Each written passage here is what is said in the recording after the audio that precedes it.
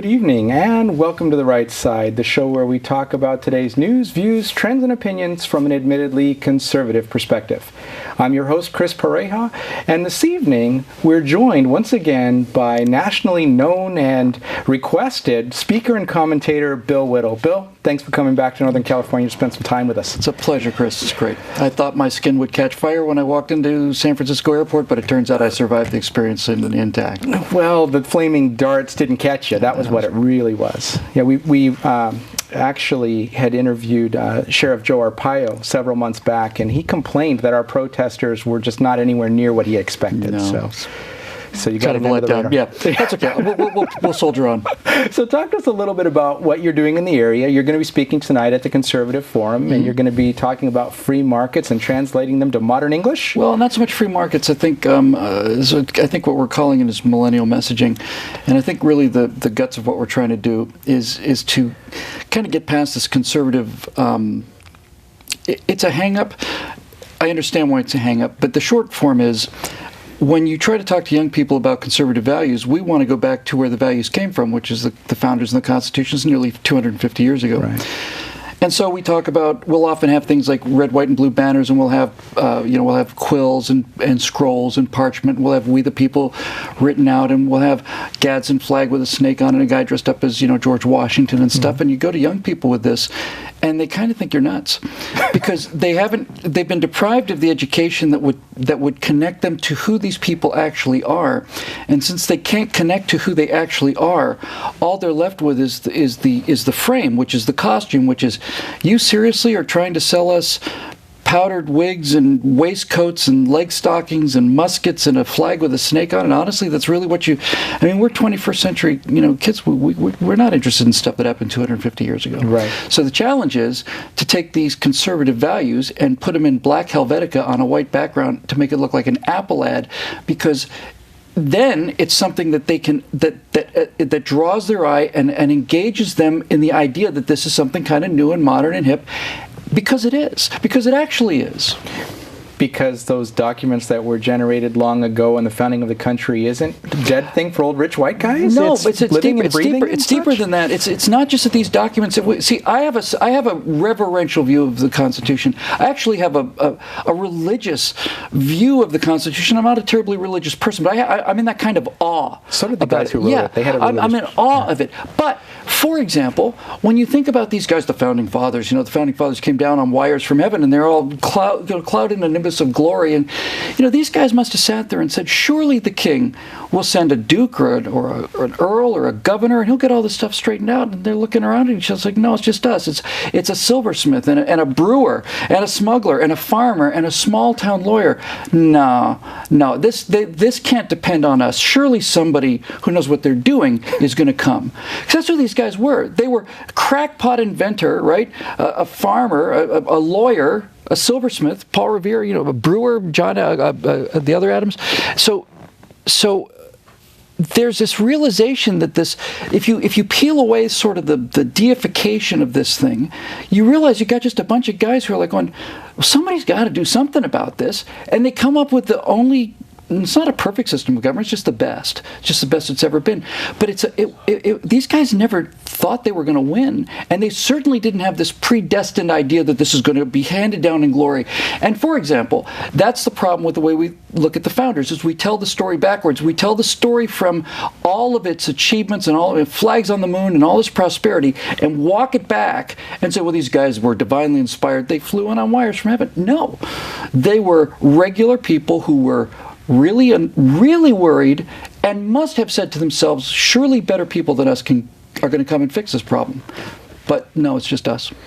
So what's the alternative? How do we make that cool? How do we make it hip, modern? How do we make it interesting so that people will pursue it? I can give you one really simple example.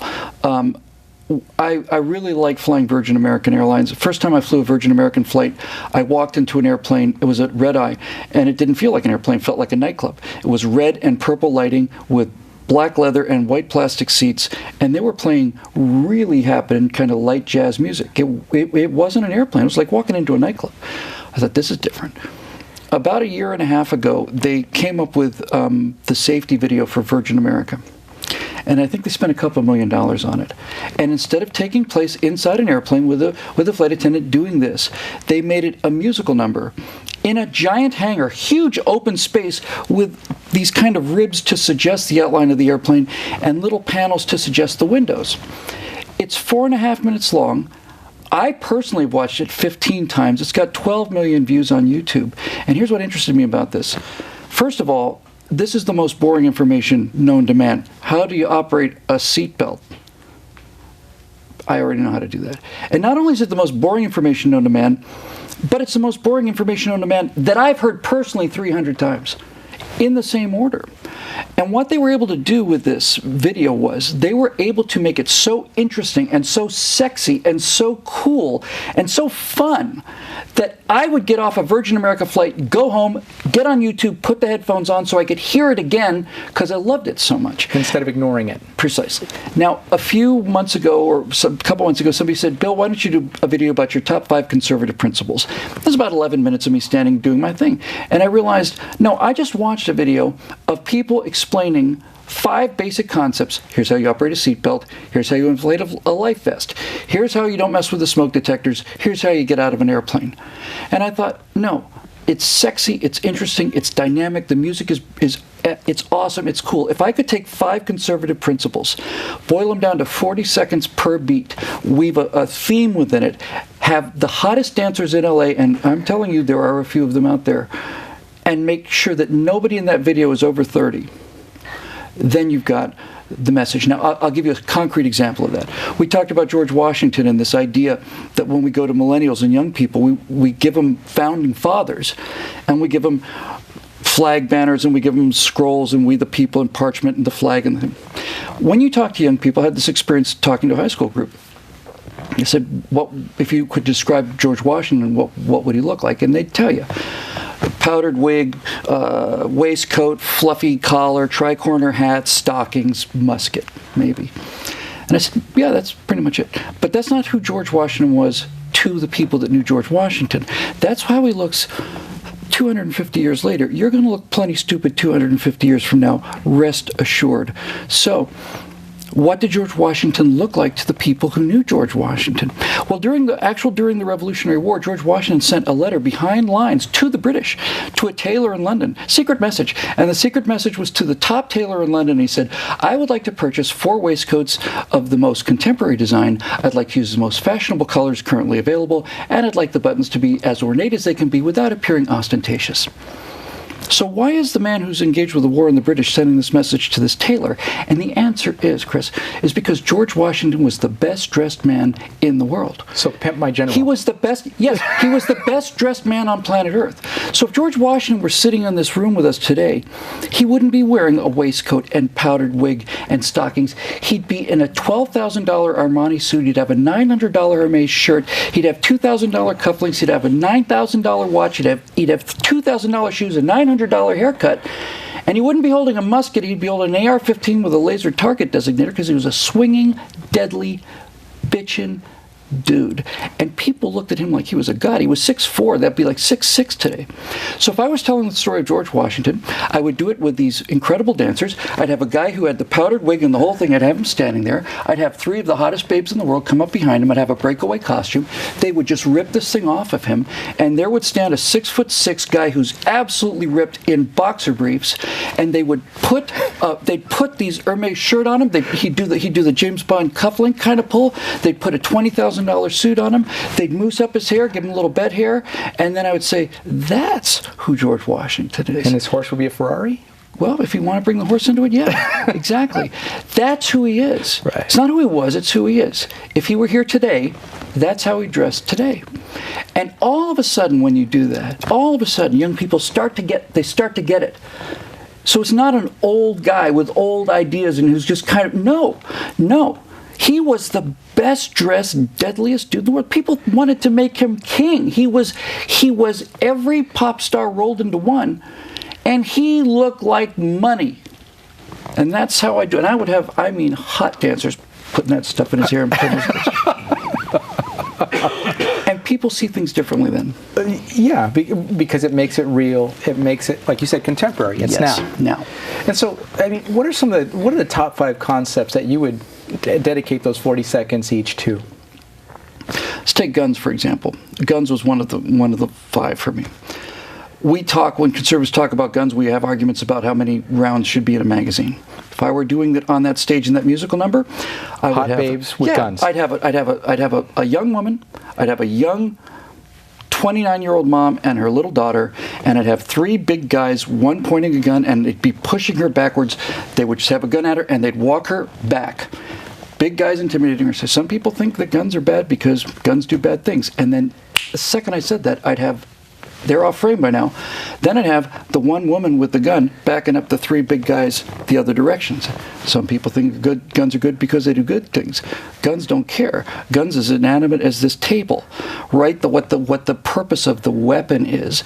We believe that it's better for a 90-pound woman to be able to survive a walk to a parking lot at 2 o'clock in the morning and not be a statistic and not be a chalk outline on the ground for my moral superiority at somebody's cocktail party in Berkeley. I think that woman's right to go home is more important than my ability to show everybody what a grand person I am by being against these god-awful vicious guns. Right. By showing that this interplay works both ways, you're saying this is an inanimate object. It's an object that allows a 90-pound woman to defeat 3 professionally violent large men and not be a statistic. Because when you get right down to it, the reason I'm so deeply committed to these conservative values is because I celebrate the diversity so much. Oh, you don't have Republicans in diversity? No.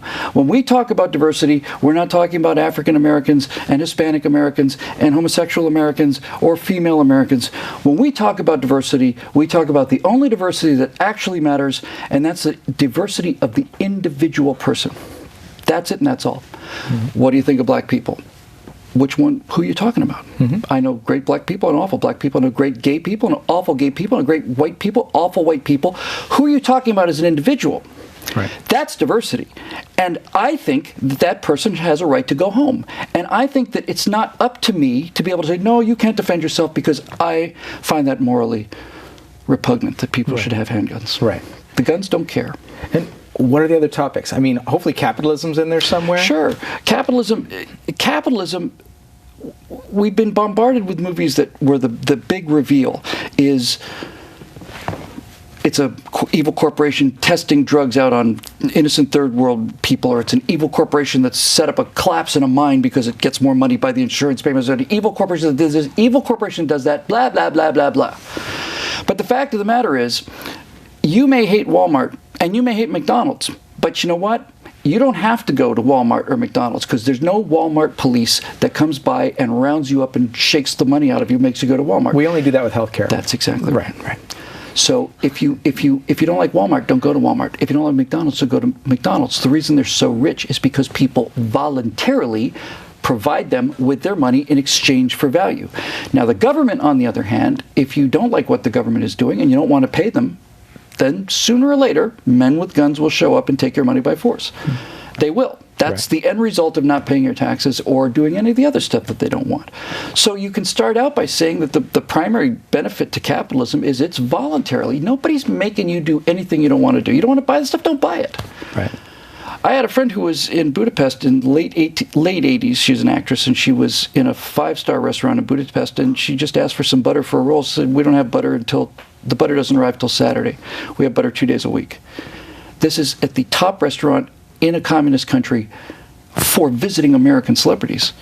I just got back from Las Vegas, where people live like kings. There's not a pasha or an emir or a sultan in the world who could live the way you live in a regular room at the Bellagio for 2 days. Now, I'm not saying that the poorest Americans get to live in Vegas, but if you have a job in this country and you decide to save your money, you can live like a sultan for a couple of days in Las Vegas and be surrounded by the kind of luxury that's unimaginable, because of what happens when people are motivated to do extra work more than they need to in order to get a little extra reward. And so this messaging stuff is obviously at the top of your mind. What are you going to do with it? Well, I might actually do that video. I really want to. I want to do a video like that, because I want people to understand certain things about this message. I found out late in life that I actually can sing a little. Not great, but a little. I can play drums. Nobody would expect that about me. Nobody would expect that about me, and nobody would expect that we would be able to put these messages in the way that any message. Forget about the left political message. If I want to sell shoes, if I want to sell cars, if I want to sell anything, I got to put in the elements that make the sales attractive. And if I want to sell these ideas, all of a sudden we're supposed to stop doing this, and I'm supposed to stand in front of a marble column and start reciting statistics and Aristotle. No, if I want to sell something to 18-year-old boys, I'm going to trot out some dancers, and I'm going to trot out some action, and I'm going to trot out a cut rate where I'm not on a shot more than 20, 30 frames. And I'm going to put it in a way that makes it accessible to them, because for the first time ever, they'll get to hear it. And once they hear it, then it's game over for the left. Hit the audience where they are. They have the worst message in the best package, and we've got the best message in the worst package. We have a Cartier diamond for philosophy, and we're putting it in a Kentucky Fried Chicken box, and we're wondering why nobody's buying it. Yeah, it's a charity case, basically, for the way that conservative messages have been put out there. So you're looking at doing that movie. Are you going to be doing that kind of a video? Do you have a lot of them that you're planning to do? Or that video would actually be a bit of a diversion for me. This year, we're going to start with our first feature film, probably $1 million, $1.5 million film. It's a science fiction horror comedy. It's about stopping an alien invasion.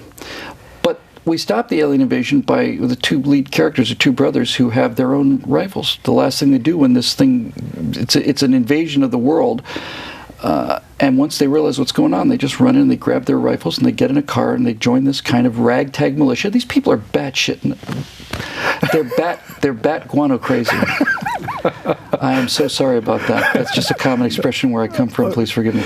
We understand guano. But they're bat guano crazy. Yes. And that's to show that the genius of this country is that you can have so many individual people who are driven by the same goal working together without this kind of top-down hierarchy. So there's no political message in this at all, other than to say, if you've got a couple of people going into an action situation with guns, that's conservative message. Now, here's something you can't take home with you. You get a guy like Matt Damon, or these gun control guys, or all these other guys, are big leftists. Yeah, we'll start with Matt Damon. He's a great example. And Matt Damon is a big old progressive leftist, big-time progressive leftist. But Matt Damon makes his money by being an individual man with a gun protecting a pretty woman from large, unseen forces of control. And that is not something you can argue with. I had this conversation once with somebody who was saying the power of the messages.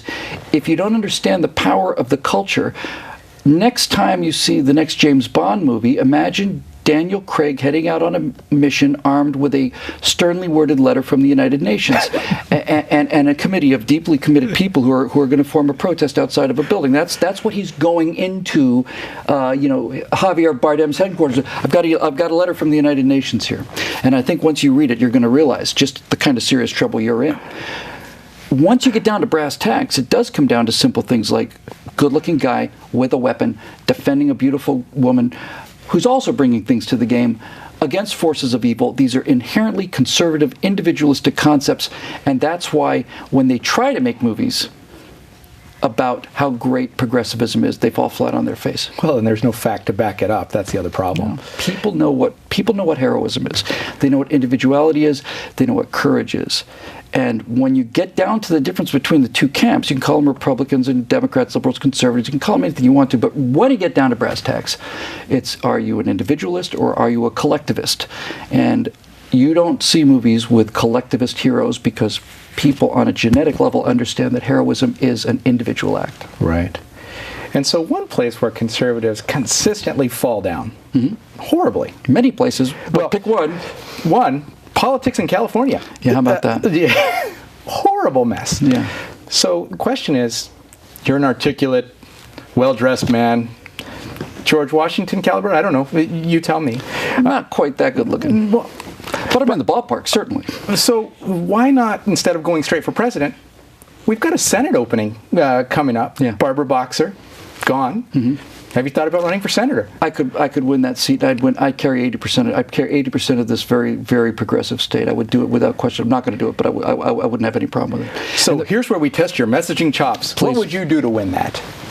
Well, first of all, I would point out how destructive what we call liberal policies are for the poor and the disadvantaged.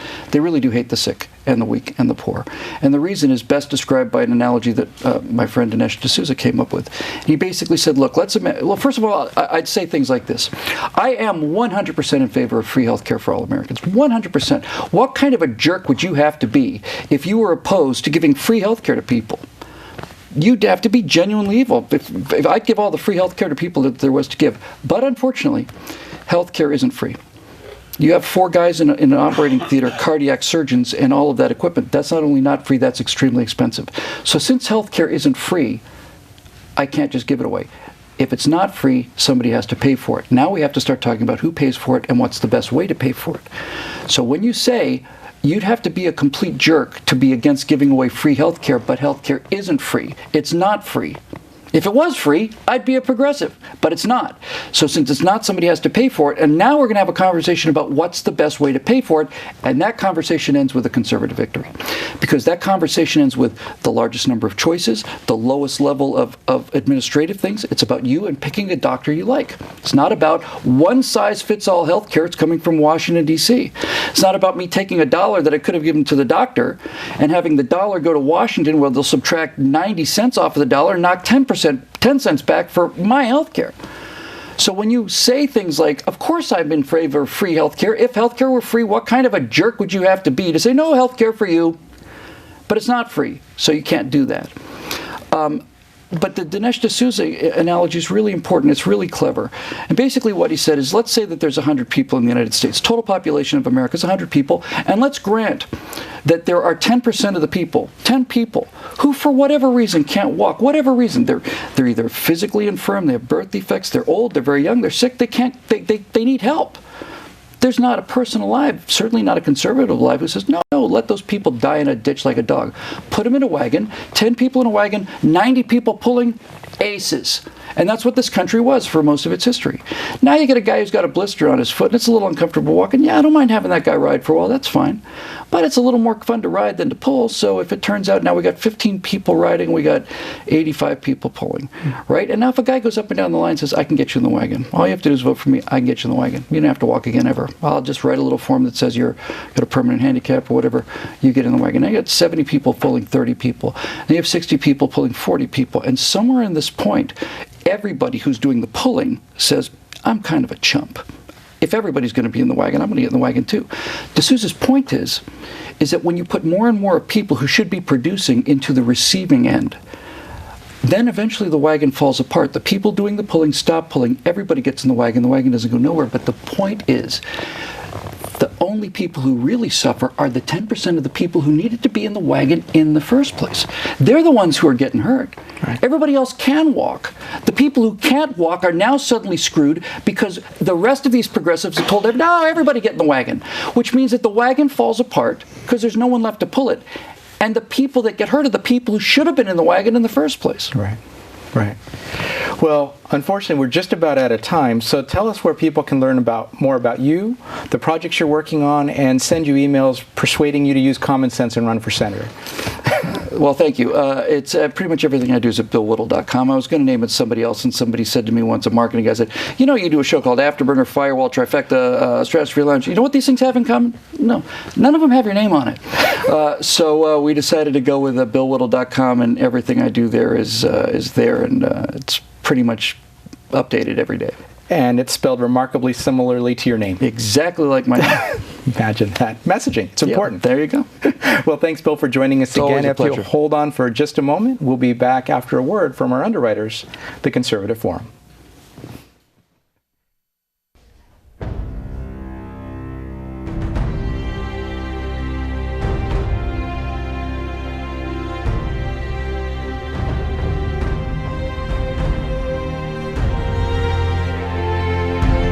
The Conservative Forum of Silicon Valley began with 20 conservatives meeting at a restaurant in November of 2003. Our mission is to promote the principles of American liberty through education. By 2012, we had grown to over 600 paid members. Our monthly meetings feature well-known and prestigious conservative speakers addressing issues that are critical to our country's very survival. This includes speakers like Victor Davis Hanson, Andrew Breitbart, David Horowitz, and many others. In addition to our monthly meetings, we sponsor a conservative local cable access TV show, The Right Side, covering today's topics. Our Constitution discussion group not only teaches the Constitution, but started our annual essay contest that awards 2 $1,000 scholarships to local high school seniors. We are a virtual clearinghouse for grassroots organizations by providing them with table space at no charge in our exhibit area. There are typically a dozen groups represented. If you are like-minded, join us at our next meeting and become motivated and empowered. Liberty, made in America.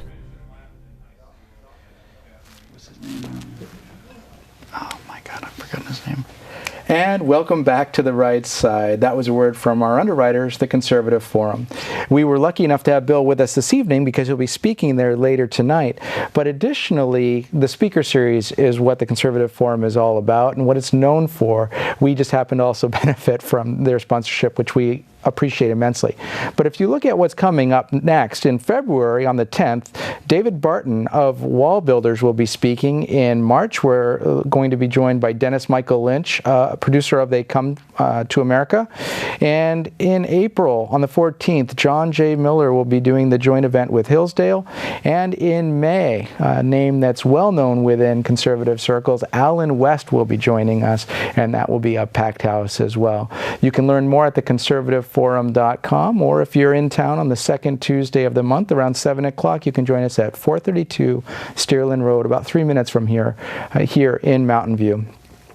So we're glad to have Bill on the show again, and his message is so clear, it's so simple, but hard for conservatives to really ingest and take to heart. And that is, let's drop the facts, let's drop the figures, let's reach for the heartstrings, and let's make our topics of conversation actually interesting to people outside our circles and outside our heads.